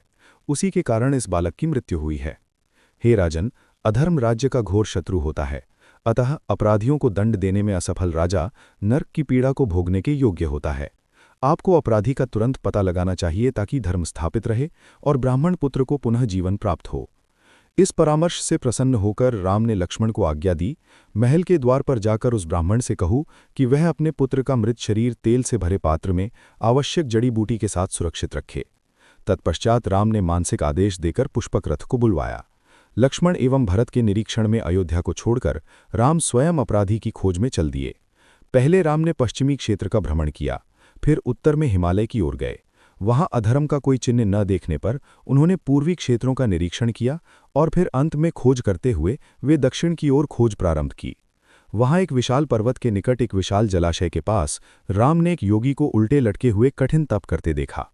कितनी कठिन तपस्या, कितना दृढ़ निश्चय! राम ने चकित होकर कहा, मुझे बताओ, तुम कौन हो और तुम्हारी जाति क्या है? मैं दशरथ पुत्र राम हूं और तुमने मेरी उत्सुकता को जागृत कर दिया है। किस उद्देश्य से तुम इतना कठिन तप कर रहे हो? क्या तुम्हारी कामना स्वर्ग प्राप्ति की है अथवा तुम्हारा कोई अन्य उद्देश्य है? क्या तुम ब्राह्मण हो, वीर क्षत्रिय हो, वैश्य हो अथवा शूद्र हो? मुझे सच सच बताओ। अपनी उस कठिन स्थिति में स्थित रहते हुए ही उस योगी ने उत्तर दिया, हे प्रतापी राजा, मेरा नाम शंबुक है, मैं शूद्र पुत्र हूँ। इस प्रकार जाति की बाधा होने पर भी मैं तप कर रहा हूँ ताकि मैं इसी शरीर में देवताओं के लोक को प्राप्त करूँ। शंबुक ने अपनी बात समाप्त ही की थी कि राम ने अपनी भयंकर तलवार निकालकर उस शूद्र का सिर काट दिया। आकाशवाणी हुई, अति उत्तम, तथा चारों ओर पुष्प वृष्टि होने लगी। अत्यंत प्रसन्न होकर देवता राम के पास आकर बोले, हे भगवन, आपने हमारी सहायता की है। इस कार्य से आपने यह निश्चित कर दिया कि ये शूद्र धार्मिक सिद्धांतों का उल्लंघन करके स्वर्ग की प्राप्ति नहीं करेगा। करबद्ध राम ने सहस्रों नेत्रों वाले इंद्र से आग्रह किया, हे स्वर्ग के राजा, यदि आप वास्तव में मुझसे प्रसन्न हैं तो कृपया उस बालक के प्राण लौटा दें। मेरे दोष के कारण ही उस बालक की मृत्यु हुई थी। मैंने ब्राह्मण को वचन दिया था कि मैं उस बालक को पुनः जीवित करूंगा। हे देवश्रेष्ठ, कृपया मेरे वचनों को सत्य सिद्ध होने की अनुमति दें। इंद्र ने हर्षित होकर उत्तर दिया, मेरे प्रभु, निश्चित रूप से वह बालक पुनर्जीवित होकर अपने माता पिता से मिल चुका है। उस बालक के प्राण उसी समय लौट आए थे जब शूद्र का सिर कटकर नीचे गिरा था। देवताओं ने भगवान राम को अगस्त्य नामक एक महान मुनि के पास जाने को कहा, जिन्होंने उस समय 12 वर्षों तक जल में रहने की तपस्या पूर्ण की थी। पुष्पक रथ पर देवताओं सहित बैठकर राम उस ऋषि के आश्रम पहुंचे। भगवान राम ने ऋषि को आदरपूर्वक प्रणाम किया तथा ऋषि ने भी भगवान राम का यथोचित सत्कार किया। अगस्त्य ने कहा, हे मेरे प्रभु, ये मेरा सौभाग्य है कि आप मेरे आदरणीय अतिथि के रूप में यहाँ पधारे हैं। कृपया इन पूर्वकाल में विश्वकर्मा द्वारा निर्मित इन स्वर्ण आभूषणों को स्वीकार करके मेरा मान रखिए। राम ने कहा, हे ऋषि, दान लेने की अनुमति तो केवल ब्राह्मणों को है, क्षत्रियों को नहीं। मैं तो केवल आपके उपदेश के अनमोल वचनों को ही ग्रहण कर सकता हूं। अगस्त्य ने कहा, हे राम, सत्ययुग में कोई शासक नहीं थे, अतः एक दिन सभी जीवों ने ब्रह्मा के पास जाकर आग्रह किया कि उनके लिए भी एक शासक की व्यवस्था की जाए। तब ब्रह्मा ने सभी प्रधान देवताओं को बुलवाकर उनसे अपनी अपनी शक्ति के विभिन्न अंशों को दान में देने का आदेश दिया। तत्पश्चात ब्रह्मा ने छींका और उनकी नासिका से राजा क्षुप उत्पन्न हुए। ब्रह्मा ने क्षुप को इंद्र की शक्ति का अंश प्रदान किया ताकि वे पृथ्वी पर शासन कर सकें।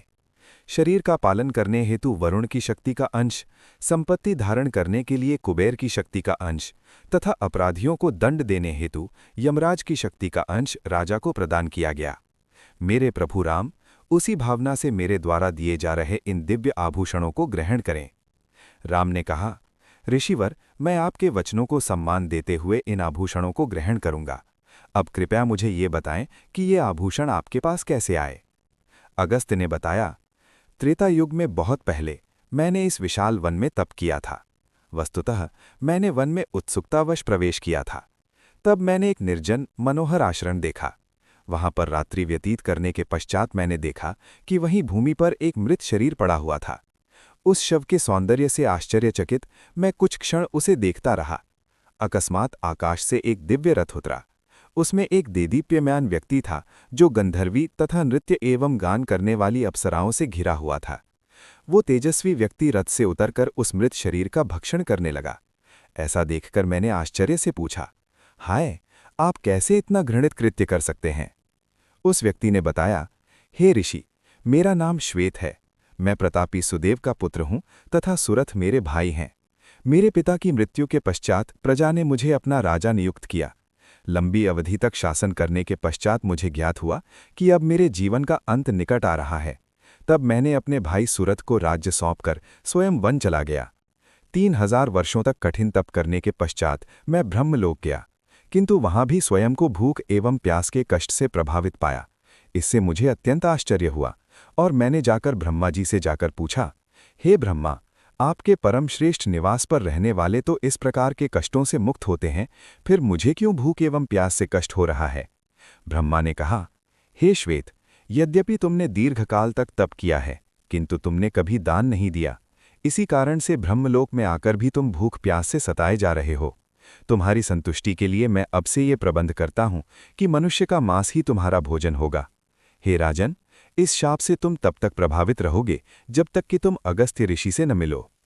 तब अगस्त्य ने बताया, हे राम, प्रारब्ध की व्यवस्था के अनुसार उस दिन मैं श्वेत से मिल पाया।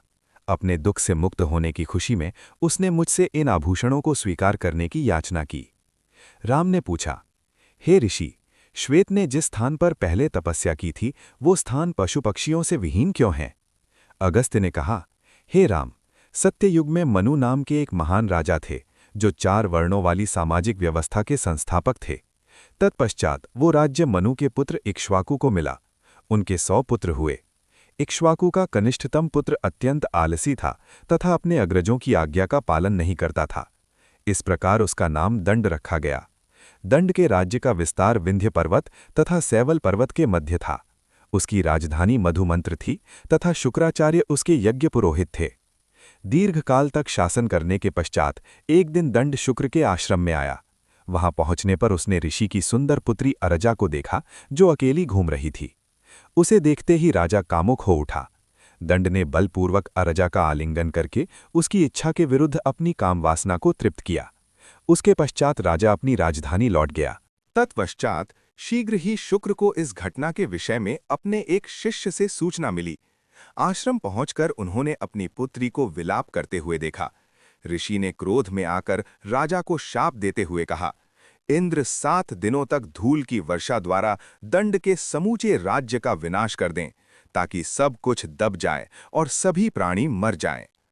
तब शुक्र ने अपने आश्रम वासियों को वन छोड़कर जाने की आज्ञा दी तथा अर्जा को वहीं समाधिस्थ होकर रहने की आज्ञा दी। हे राम, शुक्र का शाप शीघ्र ही अपना प्रभाव दिखाने लगा और तब से ये वन दंडकारण्य के नाम से जाना जाने लगा। वो रात्रि राम ने अगस्त्य ऋषि के आश्रम में व्यतीत की तथा अगले दिन प्रातःकाल अयोध्या के लिए प्रस्थान किया। लौटने के पश्चात शीघ्र ही राम ने राजसूय यज्ञ करने की अपनी इच्छा प्रकट की। एक महान यज्ञ जिसके द्वारा विश्व के समस्त राजाओं को पराजित करके अथवा उन्हें अपने अधीन करके स्वयं को संपूर्ण विश्व के सम्राट के रूप में स्थापित किया जाता था। भरत ने कहा, हे ज्येष्ठ भ्राता, इस भूलोक के सभी राजा आपको पिता के समान मानते हैं, अतएव आपको ऐसा कुछ भी नहीं करना चाहिए जिससे उन्हें कष्ट हो। ये सभी राजा आज्ञाकारी हैं, अतएव इस यज्ञ के द्वारा उन राजाओं में विनाश का भय नहीं उत्पन्न करना चाहिए। भरत के परामर्श को भगवान राम ने प्रसन्नतापूर्वक स्वीकार कर लिया। तब लक्ष्मण ने उस यज्ञ के स्थान पर अश्वमेध यज्ञ करवाने का प्रस्ताव रखा। लक्ष्मण ने इंद्र का दृष्टांत देते हुए बताया कि वे अश्वमेध यज्ञ के संपादन द्वारा वृत्रासुर का वध करने के पश्चात अपने पापों से मुक्त हो गए। राम ने करदम पुत्र इल का उदाहरण देते हुए बताया कि उसी यज्ञ के द्वारा इल ने अपने पौरुष को पुनः प्राप्त किया था। भगवान राम ने लक्ष्मण को वशिष्ठ, वामदेव, जाबाली तथा कश्यप आदि महान ऋषियों को आमंत्रित करने के लिए कहा। उनकी सहमति लेकर उन्होंने सुग्रीव, विभीषण तथा उन सभी राजाओं को आमंत्रण भेजा जिनसे उनके मैत्रीपूर्ण संबंध थे। घोड़े को इच्छानुसार घूमने के लिए छोड़ दिया गया। तत्पश्चात नैमिषारण्य में वो महान यज्ञ आरंभ हुआ। विश्व के कोने कोने से आने वाले राजाओं एवं राजकुमारों का भरत एवं शत्रुघ्न ने भव्य स्वागत किया। सुग्रीव तथा अन्य वानरों को अतिथि सत्कार का कार्य सौंपा गया। विभीषण तथा अन्य राक्षसों को ऋषियों की सुख सुविधा का ध्यान रखने का कार्य सौंपा गया। यज्ञ काल में प्रचुर मात्रा में भोजन वितरण किया गया और दान दिया गया। किसी की भी उपेक्षा नहीं की गई। वस्तुतः यज्ञ क्षेत्र के चारों ओर धन एवं वस्त्रों का इस प्रकार से अंबार लगा था मानो कोई पर्वत हो। इस प्रकार ये उत्सव 1 वर्ष तक चलता रहा तथा यज्ञ का घोड़ा लक्ष्मण के संरक्षण में पृथ्वी पर घूमता रहा। इस बीच वाल्मीकि ने लव और कुश को बुलवाकर कहा, तुम आश्रम से बाहर जाकर सारी पृथ्वी पर भ्रमण करके रामायण का गान करो। ब्राह्मणों के घर, ऋषियों के आश्रम तथा बड़े बड़े राजाओं के महलों में जाओ। नगर एवं गांवों में विचरण कर रामायण की कथा को गाओ। किंतु पहले अयोध्या जाना, जहां राम अभी अश्वमेध यज्ञ संपन्न कर रहे हैं। यदि राम तुम्हें वहां एकत्रित ब्राह्मणों के समक्ष गाने के लिए आमंत्रित करें तो तुम वैसा ही करना। एक बार में 20 अध्यायों को गाकर सुनाना तथा भिक्षा स्वरूप कुछ भी ग्रहण नहीं करना। केवल ऐसा कहना कि फल तथा मूल खाकर रहने वालों को स्वर्ण की क्या आवश्यकता। यदि राम ने पूछा, तुम किसके पुत्र हो, तब उत्तर देना, हम वाल्मीकि के शिष्य हैं। राजा की प्रसन्नता का ध्यान रखते हुए रामायण के पदों को मधुर स्वर से गाना, क्योंकि वे सभी जीवों के पिता माने जाते हैं। लव और कुश ने कहा, हम वैसा ही करेंगे जैसा कि आपने बताया है। उस रात वे वाल्मीकि के वचनों को दृढ़तापूर्वक हृदय में धारण कर शांतिपूर्वक सो गए। तत्पश्चात लव एवं कुश अयोध्या जाकर यज्ञ क्षेत्र में तार वाले वाद्य यंत्रों सहित महाकाव्य रामायण का गान करने लगे। उन दोनों भाइयों का स्वर गंधर्वों के गायन से भी अधिक मधुर था। श्रोतागण उनकी कला पर मोहित हो गए। उसी प्रकार राम ने तत्परता से उसे सुना। एक दूसरे को देखकर व्यक्ति वार्तालाप करने लगे। जटा एवं मृगछाल के वस्त्र छोड़कर ये बालक स्वयं भगवान राम सदृश हैं। प्रथम 20 अध्याय सुनने के पश्चात राम ने लक्ष्मण को आज्ञा दी, इन श्रेष्ठ बालकों को 20,000 स्वर्ण मुद्राएं, बहुमूल्य वस्त्र तथा उनकी इच्छा के अनुसार सब कुछ दो। किंतु जब लक्ष्मण उन्हें ये सब वस्तुएं देने गए तब लव और कुश ने अस्वीकार करते हुए कहा, फल तथा मूल पर रहने वाले योगियों के लिए स्वर्ण का क्या उपयोग।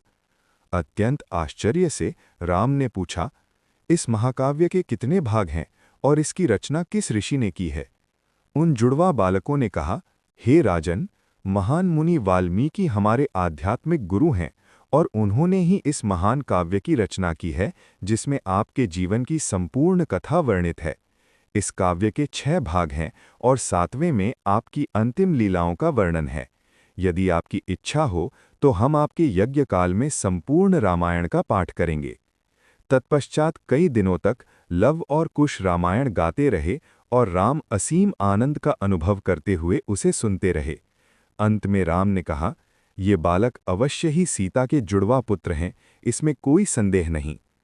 पुत्र प्रेमवश राम का हृदय द्रवित हो उठा। विषय की गंभीरता का विचार करते हुए उन्होंने श्रेष्ठ आचरण करने वाले दूतों को बुलवाया। उन्होंने उन्हें आज्ञा दी, तुरंत ही महान मुनि वाल्मीकि के आश्रम में जाओ और उनसे कहो, यदि सीता वास्तव में निर्दोष हैं, यदि उनका चरित्र दोष रहित पवित्र है, तो वे उन्हें यहाँ आने की अनुमति दें ताकि वे एकत्रित नागरिकों के समक्ष अपनी पवित्रता को सिद्ध कर सकें। हे दूतों, उनका उत्तर लेकर शीघ्र ही लौटना। मैं चाहता हूं कि सीता कल प्रातःकाल आकर मेरी उपस्थिति में अपनी पवित्रता को सिद्ध करें। राम का प्रस्ताव सुनकर एवं उनकी मनःस्थिति से अवगत होकर वाल्मीकि ने कहा, तथास्तु, सीता वैसा ही करेंगी जैसा राम ने कहा है, क्योंकि एक स्त्री के लिए उसके पति आराध्य विग्रह के तुल्य होते हैं। यह सुनकर कि सीता का आगमन होने वाला है, कोसल राज्य के कोने कोने से व्यक्तियों का जनसमूह वहां एकत्रित हो गया। वस्तुतः ब्रह्मा सहित सभी देवता, श्रेष्ठ ऋषि, नाग, सिद्ध तथा अन्य स्वर्गलोक के प्राणी भी सीता की उस पवित्रता की परीक्षा को देखने आए। अंत में वाल्मीकि वहां पहुंचे। उनके पीछे पीछे सीता अपना सिर झुकाए हुए तथा हाथ जोड़े हुए आईं। उनके विशाल नेत्रों में आंसू थे तथा हृदय में अविचल रूप से राम का वास था। वहां एकत्रित नागरिक आपस में फुसफुसा रहे थे।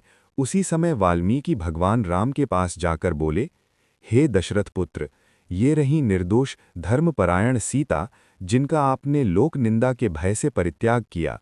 यहाँ वे अपनी पवित्रता को सिद्ध करने आई हैं, अतः वे आपकी आज्ञा की प्रतीक्षा में हैं। हे राम, मैं जिसने कभी असत्य वादन नहीं किया, घोषणा करता हूँ, यदि सीता लेश मात्र भी दोषी हैं तो मेरी तपस्या का संचित पुण्य सदा के लिए निष्फल हो जाए। यद्यपि आप सीता से बहुत प्रेम करते थे तथा उनके निर्दोष चरित्र पर आपको विश्वास था, तथापि लोक निंदा के भय से आपने उन्हें त्याग दिया। अपनी आध्यात्मिक दृष्टि के बल से मुझे सीता की पूर्ण पवित्रता का ज्ञान है, अतः आपसे इसी सत्य की घोषणा करने आया हूँ। राम ने क्षण भर सीता की ओर देखकर सभा में घोषणा की, मैं ऋषि की बात से सहमत हूँ। सीता की पवित्रता की परीक्षा देवताओं की उपस्थिति में पहले भी की जा चुकी है और मैं प्रसन्नतापूर्वक उन्हें वन से अयोध्या लाया था, किंतु प्रजा मुझ पर आरोप लगाने लगी, अतएव अनिच्छापूर्वक मैंने सीता को फिर वन में भेज दिया। अब मैंने यह निश्चय किया है कि यदि सीता इस सभा के सम्मुख अपनी पवित्रता को सिद्ध करेंगी तो मैं पुनः उन्हें अपनी प्रिय पत्नी के रूप में स्वीकार करूंगा। सभी मौन हो गए तथा सबकी दृष्टि सीता पर टिक गई, जो सिर झुकाए अपनी दृष्टि नीचे किए खड़ी थी। कुछ क्षण रुककर सीता ने सभा को संबोधित करते हुए कहा, हे पृथ्वी देवी, कृपया मेरी प्रार्थना सुनो। अपने विवाह के समय से लेकर अभी तक यदि कभी भी मैंने राम के सिवाय किसी अन्य पुरुष का चिंतन किया हो अथवा राम के सिवा किसी अन्य पुरुष से प्रेम किया हो तो मुझे अपनी शरण न देना, किंतु यदि मैंने मन, वचन और कर्म से राम से ही प्रेम किया है तो मुझे अपनी शरण में ले लो। सीता के ऐसा कहते ही धरती अकस्मात फट गई और पृथ्वी की दरारों से दिव्य सर्पों द्वारा उठाए गए स्वर्ण रथ पर बैठी हुई भूदेवी निकली। उस देवी ने सीता का अभिवादन किया, आलिंगन किया और सिंहासन पर अपने पास बैठा लिया। आकाश एवं पृथ्वी से देवतागण तथा ऋषि, राजा और सामान्य जन सभी आश्चर्य से देख रहे थे। फिर वो दिव्य रथ शनैः शनैः पृथ्वी के अंतर्भाग में समा गया। सभी प्राणियों के आश्चर्यचकित होकर कोलाहल करने से एक गर्जना हुई, जिसमें अपनी पवित्रता को सिद्ध करने वाले गौरवमय प्रमाण के लिए सीता की प्रशंसा थी। स्वर्ग से देवताओं ने पुष्पवृष्टि की, गीत गूंजने लगे, नृत्य होने लगा और वाद्य यंत्र बजने लगे। जब सीता दृष्टि से ओझल हो गईं, तब राम के नेत्रों में आंसू एवं मन में क्रोध उभर आया। राम ने पृथ्वी की ओर देखकर कहा, पृथ्वी, मैं तुम्हें सीता को तुरंत वापस लौटाने की आज्ञा देता हूँ। मार्ग प्रशस्त करो और उसे लाओ ताकि हमारा पुनर्मिलन संभव हो सके। सीता तुम्हारी पुत्री है और मैं तुम्हारा दामाद हूँ। अविलंब सीता को मुझे सौंप दो, अन्यथा मैं तुम्हारे सारे पर्वत नष्ट कर दूंगा, वनों को भस्म कर दूंगा और तुम्हारे टुकड़े टुकड़े कर दूंगा। तब राम के क्रोध को शांत करने हेतु ब्रह्मा ने कहा, हे प्रभु, कृपया आप अपने स्वरूप का स्मरण करें। आप पूर्ण पुरुषोत्तम भगवान विष्णु हैं और सीता स्वयं भाग्य की देवी हैं। सीता अब नागों के लोक में प्रविष्ट हो गई हैं और शीघ्र ही वे आपसे आपके अलौकिक निवास वैकुंठ में भेंट करेंगी। हे श्रेष्ठ वीर, ब्रह्मांड के प्रभु तथा सभी जीवों के पालनहार, आपको आपके दिव्य पद का स्मरण मुझे क्यों करवाना पड़ रहा है? हे राम, अपना शोक त्याग दें और अपने पुत्रों से इस महाकाव्य के अंतिम अंश का श्रवण करें, जिसमें आपकी दिव्य लीलाओं का वर्णन है। जब तक यह ब्रह्मांड रहेगा, वाल्मीकि का यह महाकाव्य तीनों लोकों में आपकी गौरवगाथा का प्रसार करता रहेगा। ऐसा कहकर ब्रह्मा अंतर्धान हो गए। राम, लव तथा कुश के साथ वाल्मीकि के आश्रम गए। सारी रात्रि सीता के वियोग का शोक करने के पश्चात राम ने सभी ऋषियों को बुलवाया तथा अपने पुत्रों से आग्रह किया कि वे रामायण के उत्तरकांड का पाठ करें। तत्पश्चात राम अयोध्या लौट आए, किंतु अपनी प्रियतमा सीता के बिना उन्हें अपना जीवन शून्य लगने लगा।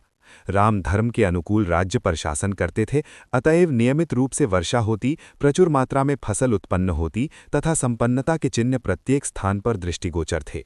कई वर्षों के पश्चात कौशल्या का स्वर्गवास हुआ, फिर सुमित्रा तथा कैकई भी चल बसी ताकि वे सभी अलौकिक धाम में जाकर महाराज दशरथ से मिल सकें। कुछ समय के पश्चात कैकई राज युद्ध जीत राम से मिलने अयोध्या आए और उनसे गंधर्वराज को जीतने का आग्रह किया, जो इंदु नदी के उत्तर दिशा में रहता था। राम ने शीघ्र ही भरत के दोनों पुत्रों तक्ष एवं पुष्कल को गंधर्व राज्य का शासक बनाया। तब भरत ने विशाल सेना सहित प्रस्थान किया, तक्ष को तक्षशिला में तथा पुष्कल को पुष्कलावती में शासक के रूप में स्थापित कर दिया। 5 वर्षों के पश्चात भरत अयोध्या लौट आ गए। तत्पश्चात राम ने करुपथ का क्षेत्र अपने अधीन करके लक्ष्मण के पुत्र अंगद एवं चंद्रकेतु को वहां का शासक बनाया। लक्ष्मण अपने दोनों पुत्रों के साथ गए और 1 वर्ष के पश्चात पुनः अयोध्या लौट आए। चूंकि अब भगवान राम की सांसारिक लीलाओं की समाप्ति का समय निकट आ गया था, अतः एक दिन एक योगी के रूप में काल प्रकट होकर भ्रमण करता हुआ अयोध्या आया। महल के द्वार पर पहुंचकर काल ने लक्ष्मण से कहा, मैं ब्रह्मा का दूत हूं। मैं एक अति महत्वपूर्ण उद्देश्य से यहाँ आया हूं और तुरंत ही राम से मिलना चाहता हूं। जब काल ने एक तेजस्वी देदीप्यमान ऋषि का रूप धारण कर महल के भीतर प्रवेश किया, तब राम ने आदरपूर्वक उसे स्वर्ण सिंहासन पर बैठाया और पूछा, हे धर्मात्मा, आपके यहाँ आने का क्या ध्येय है? क्या यहाँ आप कोई संदेश देने आए हैं? उस संदेशवाहक ने उत्तर दिया, हे राजन, यदि आप ब्रह्मा की इच्छाओं का आदर करते हैं तो फिर हमें गुप्त रूप से मिलना चाहिए, क्योंकि उनके ये वचन अन्य व्यक्तियों के श्रवण योग्य नहीं है। वस्तुतः ऐसा निश्चित रूप से जान लें कि जो कोई भी हमारा वार्तालाप सुन लेगा वह शीघ्र ही मृत्यु को प्राप्त हो जाएगा। हे राम, आपको वचन देना होगा कि यदि कोई भी आकर हमारे वार्तालाप में विघ्न उत्पन्न करे तो आप निसंकोच उसके साथ अपने सभी संबंध विच्छेद कर देंगे। राम ने कहा, ऐसा ही हो। उन्होंने लक्ष्मण को आज्ञा दी, द्वारपाल को भेज दो। मैं चाहता हूं कि प्रवेश द्वार पर तुम स्वयं पहरा दो ताकि ये सभा अत्यंत गुप्त रूप से हो सके। तत्पश्चात जब दोनों एकांत में गए, तब संदेशवाहक के रूप में मृत्यु ने कहा, पूर्व जन्म में मैं ब्रह्मा का पुत्र था। अभी मैं सर्वसंहारक के रूप में नित्य काल बनकर प्रकट हुआ हूं। हे राजन, ब्रह्मांड के अग्रज ने आपके लिए ये वचन कहे हैं। हे भगवान राम, हे श्रेष्ठ पूर्ण पुरुषोत्तम भगवान, मैं आपको प्रणाम करता हूँ। ब्रह्मांड के अंत के पश्चात आप गर्भोदकशायी विष्णु के रूप में प्रलय के जल में शयन करते हैं। जब ब्रह्मांड के पुनः निर्माण की आवश्यकता होती है, तब मैं ब्रह्मा आपकी नाभि से उत्पन्न दीप्त कमल से जन्म लेता हूँ। अपने जन्म के पश्चात मुझे तीनों लोकों की रचना का कार्य सौंपा गया। तब मैंने आपसे ब्रह्मांड का पालन करने के लिए क्षीरोदकशायी विष्णु का रूप धारण करने का आग्रह किया। तब से आप समय समय पर पृथ्वी का भार उतारने के लिए अनेक रूपों में प्रकट हुए हैं। अभी आप रावण का वध करने तथा पृथ्वी पर 11,000 वर्षों तक शासन करने हेतु अवतरित हुए हैं। हे प्रभु, चूंकि ये अवधि अब समाप्त होने को आई है, अतः अब आपको इस भौतिक विश्व में रहने की आवश्यकता नहीं है। यदि आप ऐसा चाहते हैं तो आप स्वर्ग जाकर पुनः देवताओं पर शासन कर सकते हैं। हे सर्वव्यापक पूर्ण पुरुषोत्तम भगवान, आप ही मेरी शक्ति एवं मेरे अस्तित्व के स्रोत हैं। मैं आपको आदरपूर्वक नमन करता हूँ। काल से वार्तालाप करने के पश्चात राम ने मुस्कुराते हुए कहा, तुम्हारे वचन सत्य हैं। तुम सौभाग्यशाली बनो। तुम जाकर ब्रह्मा को सूचित करो कि अब चूंकि देवताओं का उद्देश्य पूर्ण हो चुका है, मैं शीघ्र ही अपने दिव्य धाम को लौट जाऊंगा। जब राम और संदेशवाहक आपस में वार्ता कर रहे थे, उसी समय दुर्वासा मुनि राजमहल पहुंचे। जब लक्ष्मण उनका स्वागत करने गए, तब ऋषि ने कहा, मैं यहाँ अति आवश्यक कार्य से आया हूँ और भगवान राम से अविलंब भेंट करना चाहता हूँ। लक्ष्मण ने बताया, राम ने मुझे सख्त आज्ञा दी है कि किसी भी परिस्थिति में उनके वार्तालाप में विघ्न न उत्पन्न किया जाए। हे ऋषि श्रेष्ठ, कृपया धैर्य रखें एवं अल्प समय के लिए प्रतीक्षा करें। इस पर दुर्वासा ऋषि क्रोधित हो उठे। आंखों से क्रोध उगलते हुए उन्होंने कहा, जाओ और तुरंत उन्हें मेरे यहाँ आने की सूचना दो। यदि तुमने मेरी आज्ञा का उल्लंघन करने की मूर्खता की तो मैं तुम्हें, राम, भरत तथा समूचे इक्ष्वाकु वंश को एवं संपूर्ण कोसल राज्य को शाप दे दूंगा। अति शीघ्र सूचना दो, क्योंकि धैर्य धारण करना मेरे लिए कठिन है। लक्ष्मण को ज्ञात था कि राम एवं काल के मध्य वार्तालाप में विघ्न उत्पन्न करने का तात्पर्य स्वयं अपनी मृत्यु को आमंत्रित करना है, किंतु दुर्वासा ऋषि के शाप का विचार करके उन्होंने निर्णय लिया, सभी के विनाश से तो भला है मैं अकेले ही कष्ट सहन करूं। तब लक्ष्मण कक्ष के भीतर गए।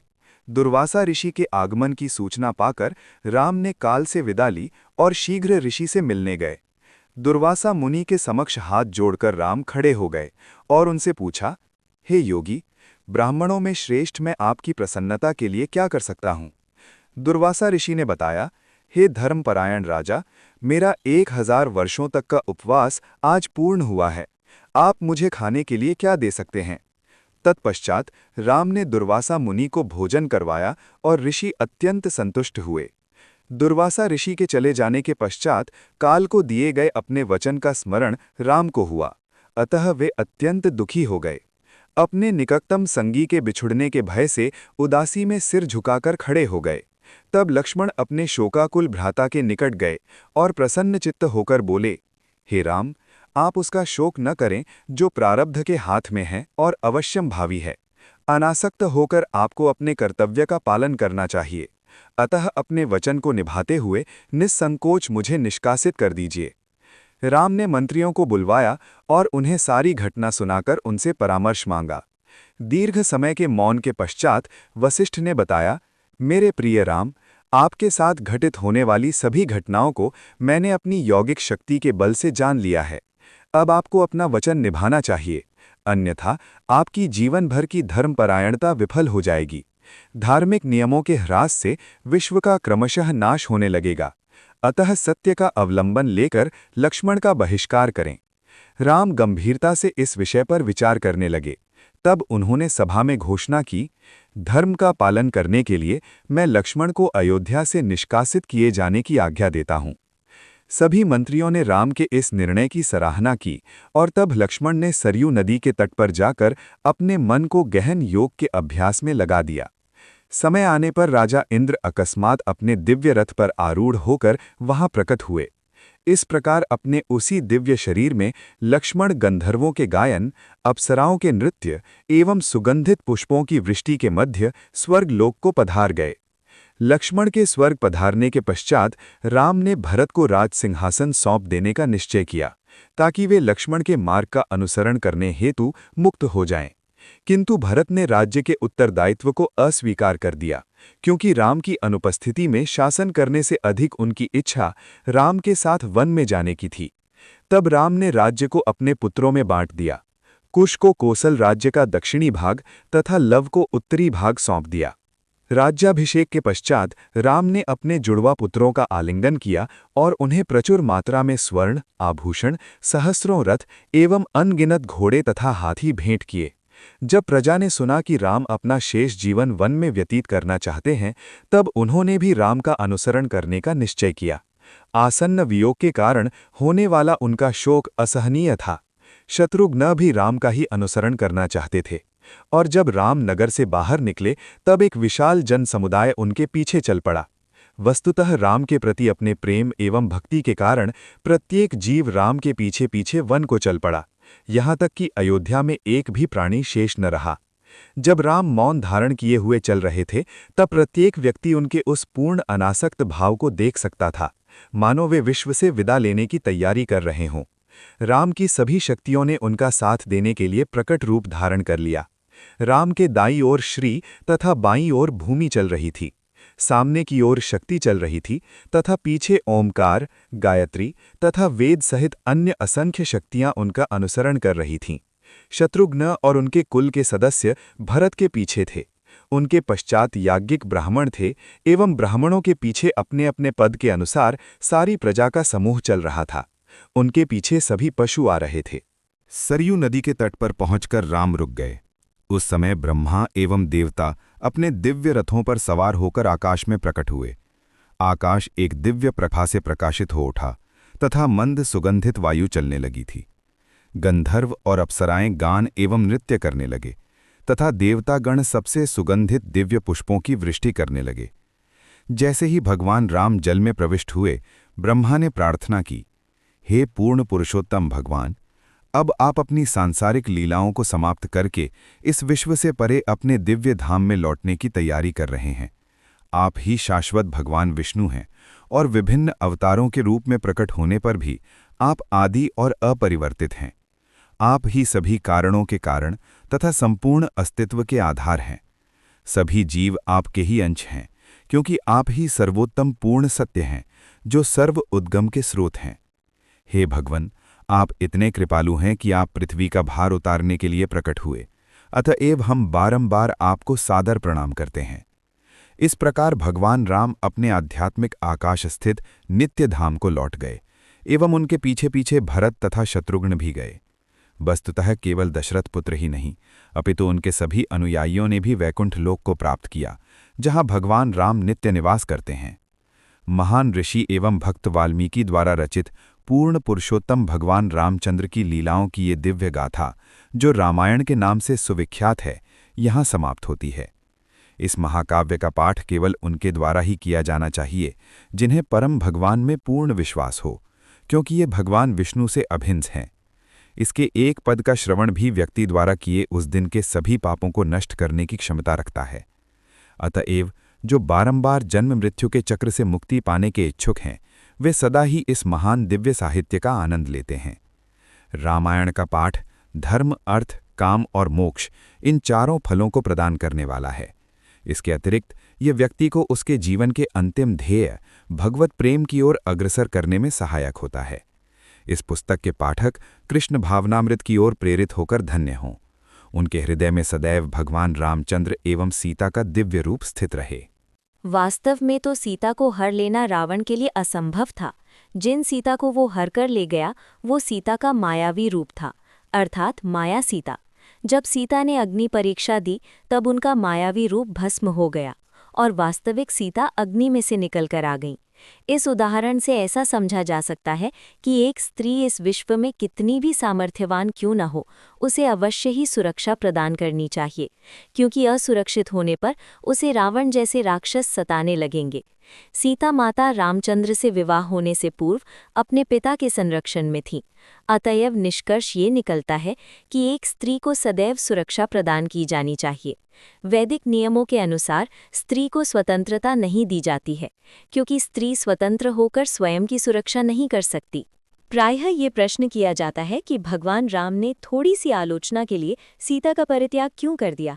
इससे ऐसा प्रतीत होता है कि भगवान राम अपनी पवित्र पत्नी के प्रति निष्ठुर एवं कठोर थे, किंतु एक आदर्श राजा होने के नाते भगवान राम को अपने वंश की गरिमा बनाए रखनी थी एवं आने वाली पीढ़ियों के लिए एक निर्दोष दृष्टांत प्रस्तुत करना था। यदि राम ने सीता का परित्याग नहीं किया होता, तो भविष्य में होने वाले कनिष्ठ शासकों को नागरिकों द्वारा की जाने वाली उचित आलोचना पर भी ध्यान न देने का एक बहाना मिल जाता। राम का निर्णय कठोर प्रतीत होता है, किंतु उचित रूप से शासन करने के लिए शासक को कभी कभी निष्ठुर होना पड़ता है। राजा का प्रथम कर्तव्य प्रजा पर शासन करना है। अन्य बातों का स्थान गौण है, भले ही उससे स्वयं उसका अथवा उसके स्वजनों का सुख प्रभावित होता हो।